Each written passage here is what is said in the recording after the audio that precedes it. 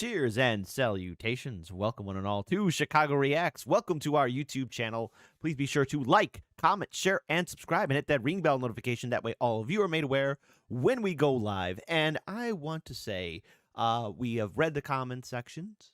You know, we do read the comments in the comment section below, you hip cool cats. And it has been brought to our attention that many of you would like us to continue on checking out Star Wars versus Warhammer 40K series, which is Star Wars versus Warhammer 40K, which I think is fantastic. However, I do want everyone to know that one of the rules here for Chicago Reacts is that we have anyone that reacts on our YouTube channel to, look at something fresh and brand new. Now, I have seen, at least to my best of my knowledge, maybe 12 to 15 of these episodes. So it's been a while since I've seen it, but I haven't carried on with the rest of the series. And of course, your input, your thoughts are going to be important. If you guys want us to continue on checking out and reacting to this, please give us your feedback. But another thing that's fundamentally important is for all the videos we react to, please go into the description box below, hit that link, and support the original content creator. We have in the description box a link to the original video and the original content creator for this video. And let's face it, let's get them to 100K subscribers. A fan with too much time.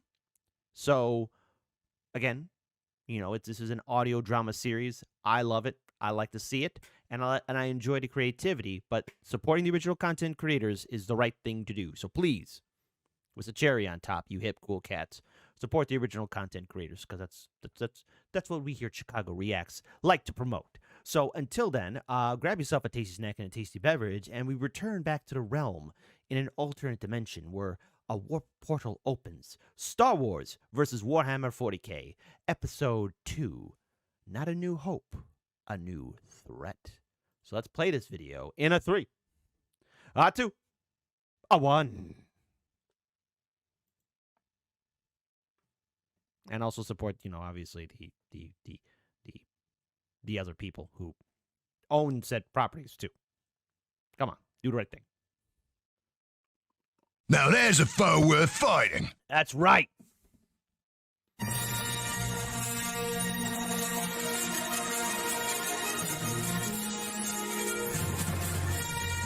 In a realm where Kathleen Kennedy drove Lucasfilms down to the ground, we are witnessing Disney going bankrupt and belly up. I'm sorry. I should not have done that. I should not have said that. That was mean. But, I'm just not a fan of just what happened under the spiteful gaze of one named Kathleen Kennedy. She should have stuck to taking notes and getting coffee.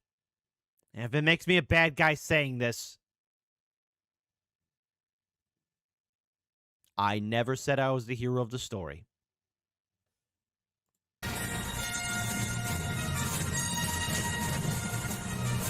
Episode 2, a new threat. Oh, hey, not bad.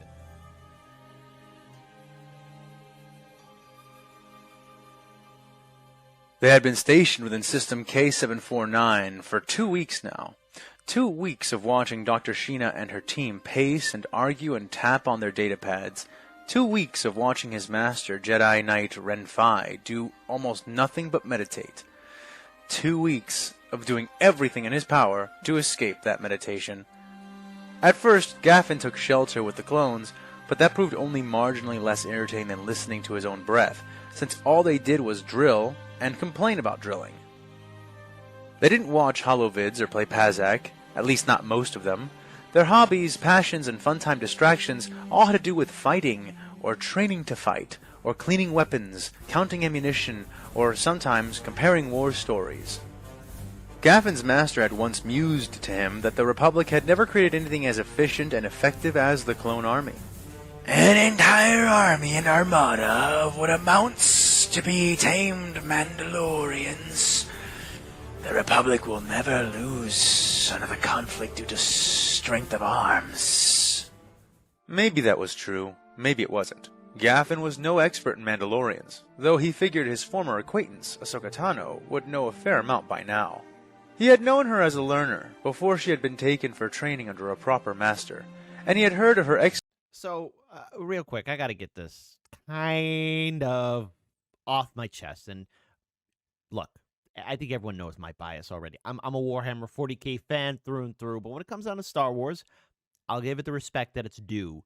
But the way Disney has treated this franchise, the characters, the stories, it's been abysmal. And I truly, truly do feel sorry for many of the diehard Star Wars fans and what has happened to all of you. And I saw some of the new Ahsoka show. No, I don't have Disney Plus. I have my ways. I have my ways. And that's time that I'll never get back. And this whole thing about Admiral Thrawn as a threat, boy. If you want to see who Thrawn really is, go read the original book, Heir to the Empire, the official true sequel to Star Wars. Because again, that's a fantastic piece of work. Disney. It's not an Ahsoka or a Star Wars Rebel story facing off against Thrawn. It's a Han, Luke, and Leia story, okay? The writers and the people who wrote the script, designated the lines, everything. Your story was mediocre. And that's me being polite. Again, if there's something maybe I'm missing, or perhaps if you have checked out the final episode and it's worthwhile to finish, type in the comment section below. Maybe I'm wrong. Maybe, but I don't trust Disney to do the right thing. Exploits in regards to that nearly extinct warrior culture. More troublingly, he had also heard that she had chosen to leave the Jedi Order, though he knew only a few of those details. His pondering was interrupted as a group of clones entered the hallway he was looking over, led by his master. The Padawan barely moved, only tucking his feet closer to his chin as he watched through the small grate above them and listened. "We've checked the entire ship, General. I'm not sure the boy is still even present on the Honor Hound," said Captain Kraken. Even as he spoke, the clones behind him were clearly looking for Gaffin, peering into spaces where he might fit and opening the maintenance access panels as they passed them. He almost laughed. They'd never find him like that, and they'd never even believe he could fit into the ventilation system, much less check it. He is here, Captain. He's just slacking off, said Renfire with a shake of his head. "What are you going to do when you find him?" the captain asked. The Jedi General shrugged. "I suppose I'll have to force him to make up for all the lost time he wasted. 3 days of isolative meditation will do us both some good." Gaffin's blood ran cold in time with Captain Kraken's whistled reaction. "Not pulling any punches this time, eh, sir?" the clone captain said with a snicker. "Well, if we discover that he was not slacking off, perhaps helping Dr. Sheena, then maybe it would only be 3 hours of meditation instead of 3 days. The clone tilted his head in confusion, but Renfai said nothing more. The statement clearly struck Captain Kraken as odd, and he remained in the room even as the Jedi moved on, looking around suspiciously. "Ah, blast it! Open up these vent covers. I know he probably can't fit in there, but that boy is damn flexible. All the Jedi are." The other clones moved to comply, but Gaffin had left even before the captain had issued his command. The boy had decided he'd be dyed red and black and grow horns before he willingly walked into a 3-day-long meditation session. He inched his way along the tight confines of the vents, making himself weightless with the Force while pushing and pulling himself with the tips of his fingers and toes. He was 14, soon to be 15, but he hadn't quite hit his growth spurt yet, and was making full use of his size before he lost it. Lots of learners had expressed a desire to grow quickly, but Master Yoda was smaller than all of them, and he was Grand Master. It wasn't long before he found himself edging along the ceiling of the impromptu science laboratory that the researchers and scientists had been using to do their work. He stopped when he was just above Dr. Sheena, a Syrian scientist who worked for the High Chancellor as one of his staff. It was apparently rare for her to work outside of his gaze, and Gaffin knew why.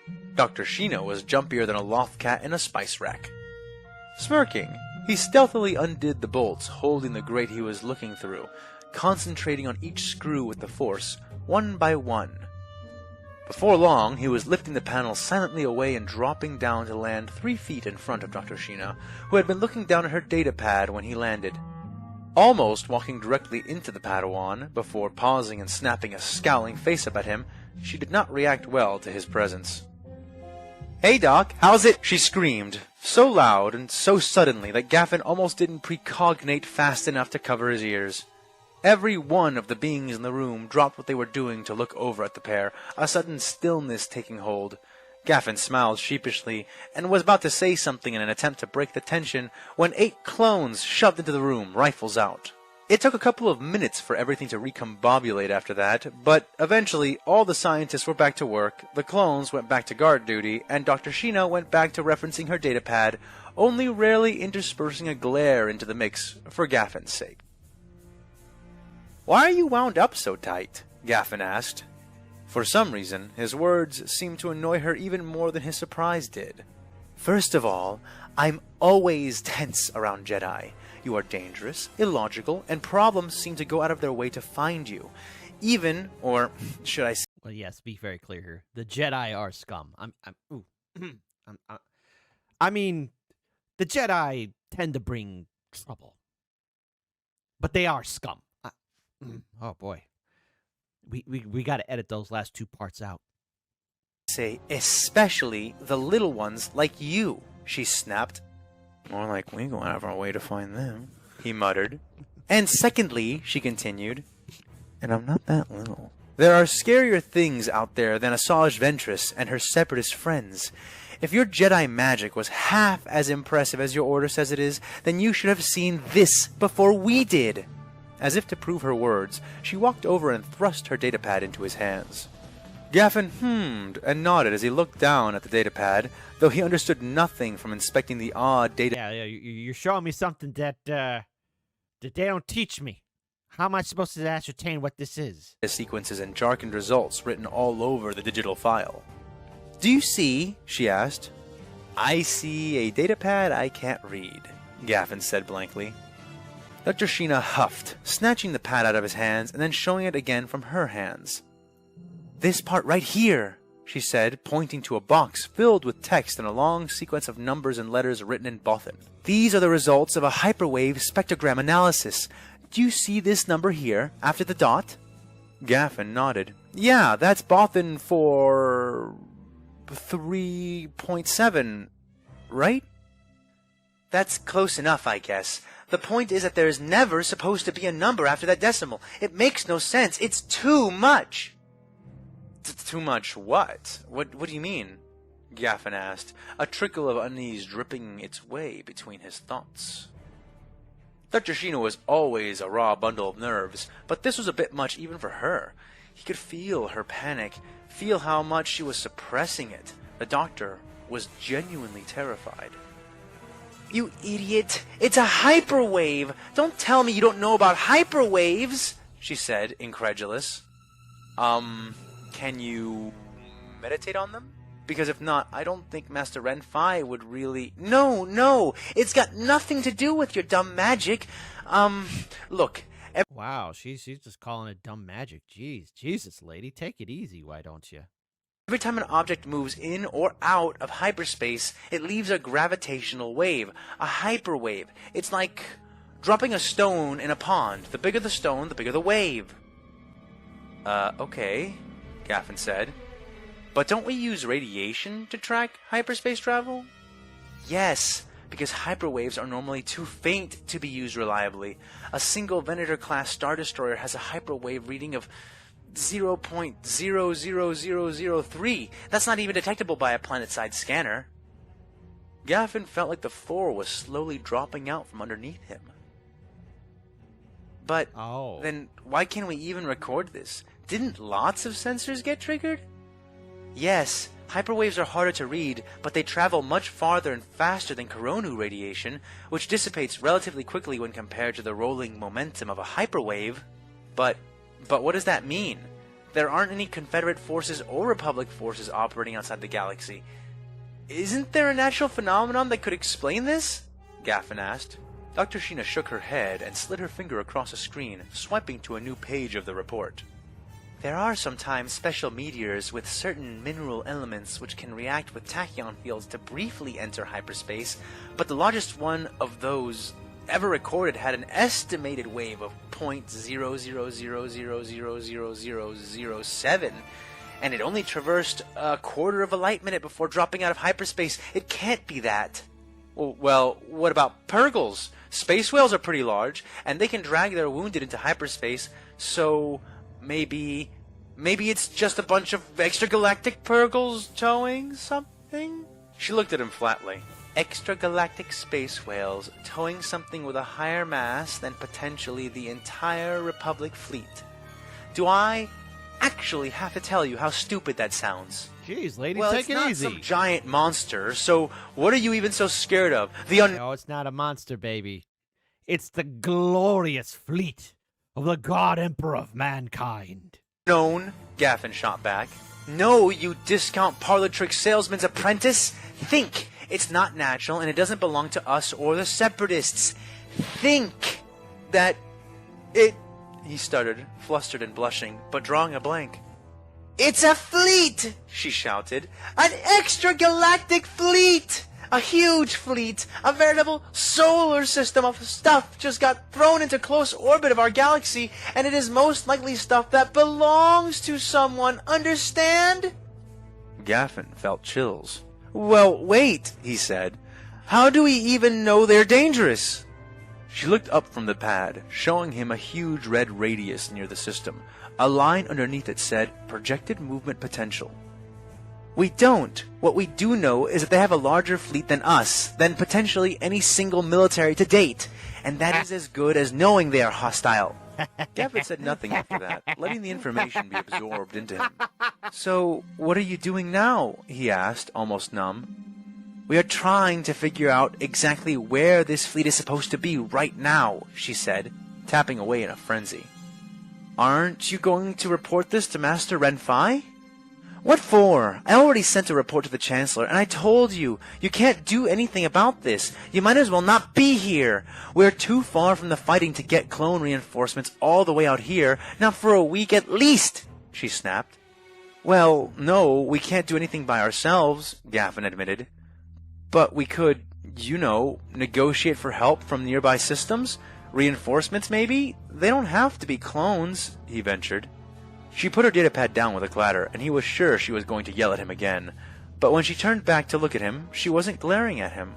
Well, she wasn't just glaring at him. She was also blushing. Oh, frag, right. I guess we could do that. It had been nearly a week since Orion and his allies had been stranded in deep space by the failing of the fleet's navigators. Glorious. Far too long by his estimation. The chapter master had watched as every single three-eyed psyker across his broad fleet, and those of his allies, reported the same horrid chime. The Emperor was dead. There could be no other truth. At least this was what they howled as they were dragged from their viewing ports and sight stations. The problem behind this was twofold. Firstly, word of the Emperor's evident demise was spreading panic and heresy through the fleets like a plague born by words. Can't have that. The Emperor's not dead. He can never die. Fed by the fear they faced in their becalmed state, it had been all Orion could do to instate order where he could and flush chaos into space whenever he found he was unable to subdue it. Secondly, whether the Emperor was dead or distant, the navigators were almost entirely useless, and that left them floating in the void with nothing faster than a beam of light to travel by. It would take them hundreds or thousands of years to reach the edge of the galaxy at materialistic speeds. He needed warp travel back online, and he couldn't wait around for the navigators to get a hold of themselves. Already, Chapter Master Javik Thune of the Crimson Razors had departed with his entire chapter fleet, along with nearly half of the Astra Militarum and a quarter of Battlefleet Zektek. He didn't know whether to call the man a fool for charging into the warp without navigators, or a visionary for doing what Orion was about to do now. Digging the Black Templar iconography. There you go. I think I said that right. Long live the Templar, the sons of Rogel Dawn. Black Templars and their unofficial successors were not known for their tact, discipline, or patience, but... Wait. Unofficial success...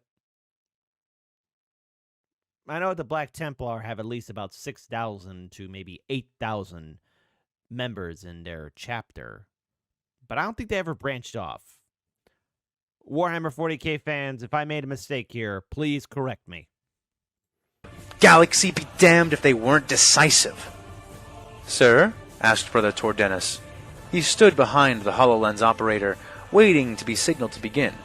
Orion felt his face tighten, but nodded, standing to address the glossy obsidian lens pointed towards him by the tech adept and his boxy contraption. When the ancient space marine saw the blue light on the surface of the device flicker to life, he began to speak.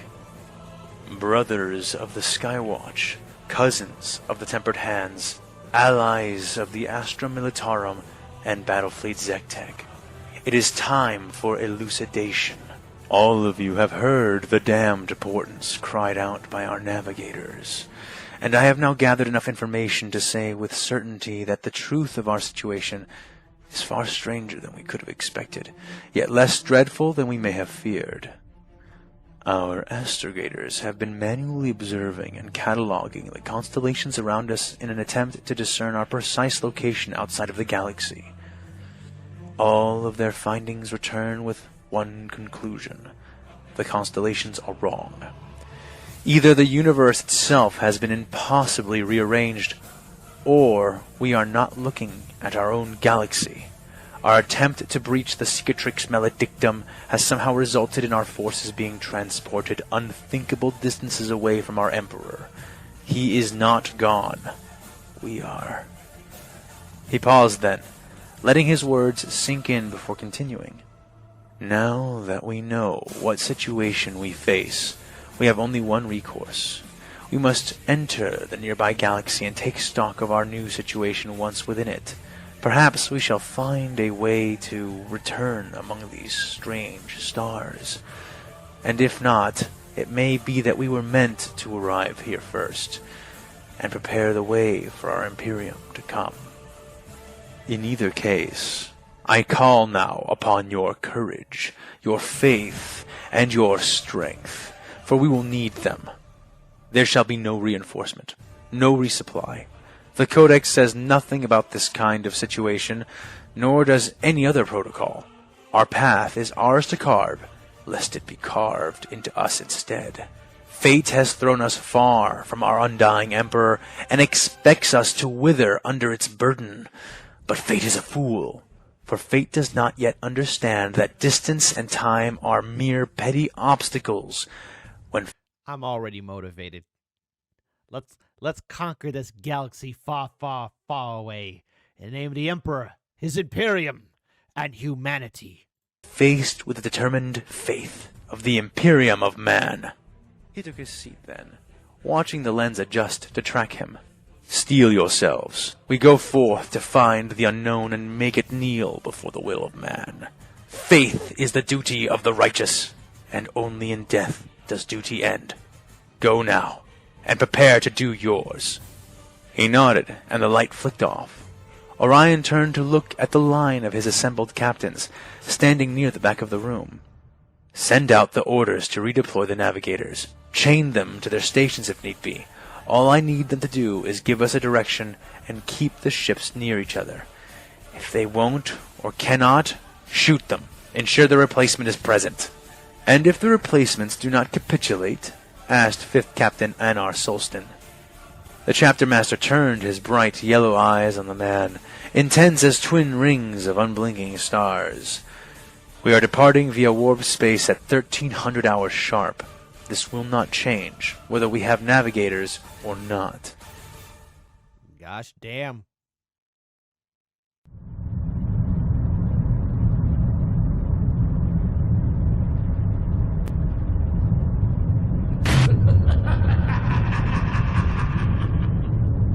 O eternal God Emperor, preserve us from the dangers of the void.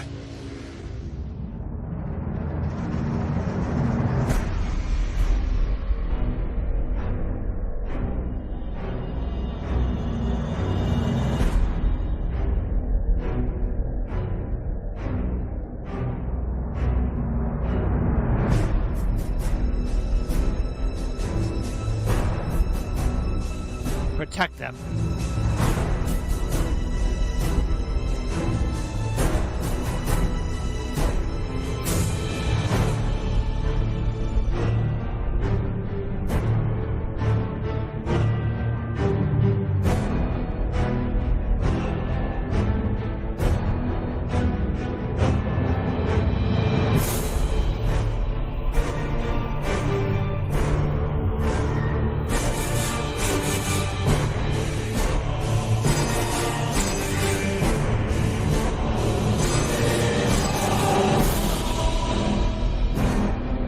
A glorious crusade. All right. First of all, I forgot how great the storytelling was and this is what was done by one person. So listen, audience, you hip cool cats, a fan was too much time. Hey, look, you want to do the right thing by me? Support the original content creator. Go to the link in the description box below. Please do that for all the videos that we react to here for Chicago Reacts. But first, how creative is it that we're trying to combine two, or we have one person telling a story, combining two different, well, intellectual properties. You have your Star Wars, and then you have your Warhammer 40k. And let's be very clear, I'm a big Warhammer 40k fan, and sometimes the science gets a little bit off because there's a lot of fantasy. And of course, Star Wars has its own fair share of science and fantasy, but Warhammer takes it up to 11. But let's be clear here.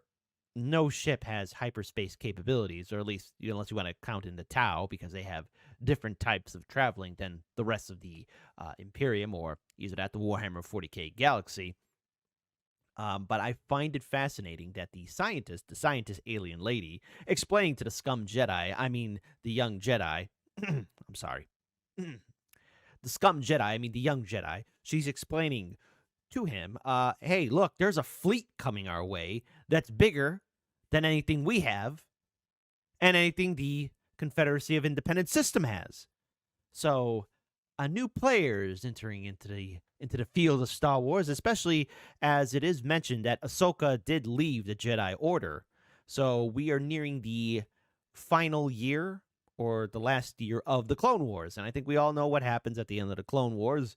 The Jedi get rightfully purged. I mean, the Jedi get purged, and Palpatine ascends to the throne and reforms the Republic into the Galactic Empire. But I think fate, especially in this universe, is going to offer a different type of hand to Palpatine and all the other players in the galaxy that is far, far away.